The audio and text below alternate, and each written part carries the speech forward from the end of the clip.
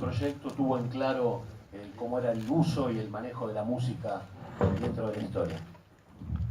No, fuimos, digamos, fue todo un proceso muy intuitivo, desde cómo encaramos el personaje a cómo nos fuimos acercando a la época. Y la música lo que tenía es que, bueno, tenía el límite del año 72 para atrás. Sabíamos que una de las cosas buenas que tiene para ofrecernos esa época es la música y la estética, los colores, la manera de filmarse. Sí, de entrada teníamos la fuerza de la cultura pop de ese momento. Lorenzo, es tu primer protagónico en cine inspirado en un personaje real. ¿Qué sabías de la vida de Robledo Puch antes de este proyecto? Nada. ¿Y cómo lo trabajaste? ¿Cómo te acercas a él? Bueno, cuando me dijeron del casting, no sabía ni quién era Luis Ortega, ni quién era Robledo Puch. Eso no lo pongan. Pero gracias a internet me enteré de todo, después vi Historia de un Clan. Pero más que nada, supongo que toda la gente de mi generación, pocos de ellos saben quién era Robledo Puch y gracias a esta película van a poder saberlo un poco mejor. Pero la verdad que no sabía un carajo. Lo del personaje me parece que es un proceso, incluso no sabría decirte, me parece que se terminó de completar todo, casi te diría, después del primer día de rodaje. Venir construyendo las cosas en ensayos y puertas para adentro, sin vestuario, sin looks y todo, y cuando empezás a entrar, ya con las pruebas de vestuario, cuando Emma me puso el pelo las patillas, me vi la jeta así, ¿viste? Y un poco el look del personaje, ya me empecé a sentir un poco Ramón. Pero te diría que dentro del rodaje fue cuando terminé de entender quién era. Cuando Luis me llamó para participar y me enteré de la historia, quiénes eran los productores, dije que sí antes de leer el guión, por supuesto. Y después me tocó este personaje, la madre del amigo de Carlitos, el chino, y la amistad se puede dar entre gente que pertenece a mundos diferentes. Me parece que eso enriquece la historia, el guión, y a mí me resultó muy atractiva encarnar a la madre del chino, de Ramón, y porque me parecía que ese mundo ese universo estaba mirado desde otro lugar también, y bueno, de la mano de Luis armé el personaje. La dirección de Ortega es importante en esto porque fue caminar alegremente hacia la oscuridad, y eso es mérito de Luis, porque el personaje es realmente oscuro, es oscuro y es patético. Invoca al demonio y aparece Robledo Puch, que supera lo que él imaginaba, ¿no? Lo que él fantaseaba.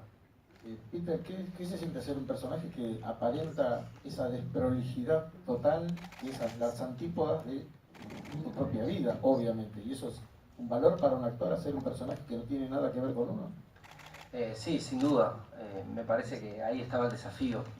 Tratar de meterse un poco en la composición dentro de lo que tenía que representar Miguel en la historia, y por suerte teníamos un capitanazo de equipo como Luis, que en los ensayos fuimos un poco moldeando o acercándonos hacia donde queríamos ir, y después lo terminamos de afianzar directamente en los rodajes, como dice el chino, ya con el luquete, en las atmósferas de los lugares, de las locaciones, del arte, de la luz.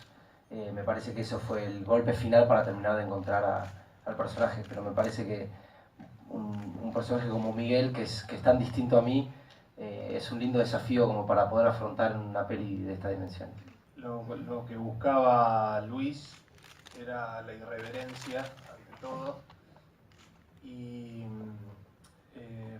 la inocencia y la inconsciencia en la mirada.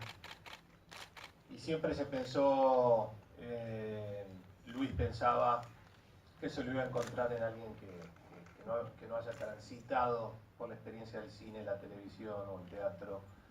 Un día, a través de mi hermano Martín, le llega a Luis una foto de Toto, y Toto es un irreverente, por decirlo de alguna forma, es un atrevido, y tiene una frescura y un carisma que Luis lo supo ver de inmediato. Obviamente los productores pensamos que este era un riesgo muy grande, por eso decidimos encarar un casting que duró unos cuantos meses, en los cuales aparecían buenos actores, pero ninguno nos transmitió esa irreverencia y esa rebeldía y esa frescura que nos transmitía Lorenzo. Entonces, a partir de ese momento, con Matías decidimos darle luz verde a Luis para que empiece a trabajar junto a Catalán. Con Toto varios meses antes del rodaje pudo lograr representar la época como nosotros, como Luis, como todos soñábamos, pero hago hincapié en que esto hubiese sido imposible sin la cooperación y la ayuda de una productora como KS. Cómo jugar con el tono, con la matriz y con la pincelada de algo tan cruento como la muerte cotidiana, digamos. Bueno, hablamos mucho con Sebastián, que fue la primera persona con la que compartí la idea, junto con Rodolfo Palacio, y veníamos de Historia de un Clan, y la idea esto de sacarle el jugo a ciertos mundos oscuros, tampoco en un momento parece del todo sensato, sino creemos que tenemos algo que decir y algo que aportar al respecto,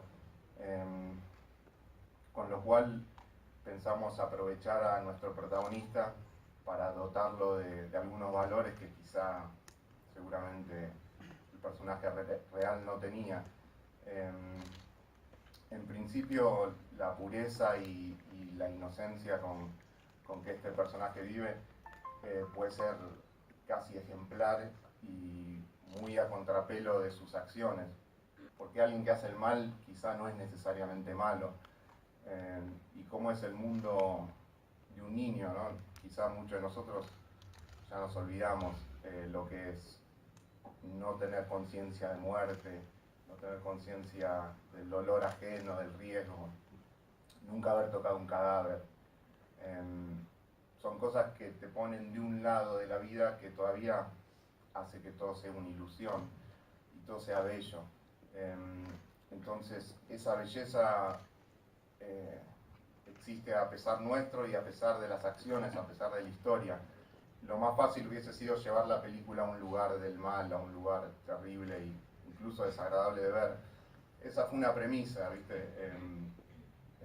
Nosotros queríamos contagiar una vitalidad, una gana de vivir, que quizás se contradice con que el protagonista sea un asesino. Pero bueno, eso es lo maravilloso del arte, que pueden convivir cosas que en la vida quizás no pueden convivir y nos dan la oportunidad de apreciarlos cuando en la vida no podemos, pues estamos en el medio. En todo caso, si existe una moral en la película, tiene que ver con no dejarse corromper, aunque esté rodeado del ejército, aunque todos los demás quieran otra cosa. Él solo quiere bailar, quiere demostrar que la vida es más fuerte que uno y que es maravillosa. No, Luis hizo una ardua investigación, y quizás una persona que viene hasta aquí, que es Rodolfo Palacios también, que viene en sus últimos libros entrevistándose con varios delincuentes, pero Luis fue más a fondo. Y nosotros hablamos con los vecinos amigos de la infancia, hablamos con los vecinos de los padres cuando él ya estaba preso. Yo leí casi todas las cartas, digo casi porque son muchísimas las cartas que le escribió a Rodolfo Palacios, dibujos para el Día del Amigo, leí el expediente, hicimos toda la tarea tal como había que hacerla. También hablamos mucho con ladrones que en ese momento estaban en actividad para ver cuál era la modalidad, ¿no? Hoy un ladrón de esa época ya no puede robar porque cambió mucho todo lo que es la tecnología, qué sé yo. Entonces la gente de esa época nos asesoraba sobre cómo eran el accionar en ese momento. Era todo mucho más sencillo, obviamente. Claramente la gente de piel oscura, con ciertas características, era la primera a la que apuntaban el dedo. La cosa ha cambiado por suerte.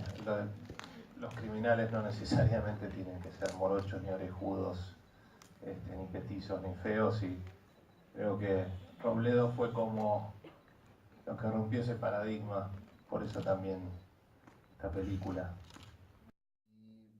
Bueno, de entrada supimos que esto no era una biopic, que como en Historia de un Clan íbamos a desarrollar algo que iba a ser mejor si no nos ateníamos a lo que supuestamente era la verdad, que por otro lado nadie la sabe, porque lo único que se sabe es lo que contó Robledo Puch en un momento a un policía y lo declaró casi como si fuera un guión cinematográfico. Digamos que esa es la premisa con la que arrancamos la película, su primera declaración a la policía, que claramente puede no ser cierta, con lo cual lo que es verdad y lo que no es muy confuso en esta historia. Pero bueno, tenemos ejemplos como Juan Moreira o Bonnie and Clyde, o muchos otros ejemplos de películas sobre bandidos, Dillinger, están tratadas con mucha libertad, que no necesariamente representan los hechos. Le agradecemos a todos su presencia.